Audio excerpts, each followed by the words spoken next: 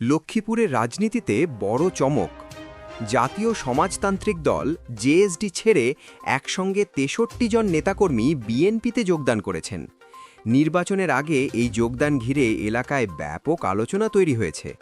বিস্তারিত জানাচ্ছি আমি, সাথেই থাকুন। সোমবার রাত ৯টার দিকে লক্ষ্মীপুরের কমলনগরে লক্ষ্মীপুর ৪ আসনের বিএনপির মনোনীত প্রার্থী এবিএম আশরাফুদ্দিন নিজানের বাসভবনে ফুল দিয়ে আনুষ্ঠানিকভাবে বিএনপিতে যোগ দেন জেএসডির অন্তত ৬৩ জন নেতাকর্মী। বিএনপিতে যোগ দেওয়া মোন্তাজউদ্দিন মেম্বার জানান, তার রাজনৈতিক জীবনের শুরু হয়েছিল প্রায় ৪৩ বছর আগে। এর মধ্যে ২৮ বছর তিনি জেএসডির রাজনীতির সঙ্গে যুক্ত ছিলেন। তবে ৫ আগস্টের পর জেএসডি তাদের নীতি ও আদর্শ থেকে সরে গেছে বলে তিনি মনে করেন।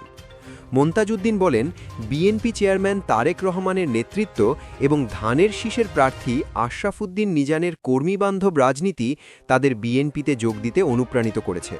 তার সঙ্গে আলোচনার মাধ্যমে বিভিন্ন ওয়ার্ডের সভাপতি, সহসভাপতি, সেক্রেটারি ও কার্যকরী কমিটির সদস্যসহ মোট ৬৩ জন নেতাকর্মী একসঙ্গে বিএনপিতে যোগদানের সিদ্ধান্ত নেন।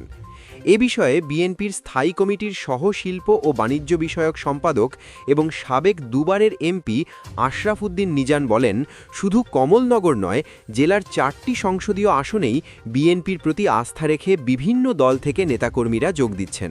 তিনি নতুন যোগদানকারীদের স্বাগত জানিয়ে বলেন, তাদের রাজনৈতিক অভিজ্ঞতা আগামী নির্বাচন ও ভবিষ্যৎ রাজনীতিতে বিএনপির জন্য গুরুত্বপূর্ণ ভূমিকা রাখবে।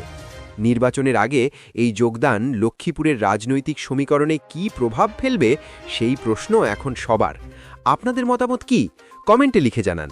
ভিডিওটি ভালো লাগলে লাইক দিন, শেয়ার করুন এবং সর্বশেষ রাজনৈতিক খবর পেতে পালস নুক চ্যানেলটি সাবস্ক্রাইব করতে ভুলবেন না।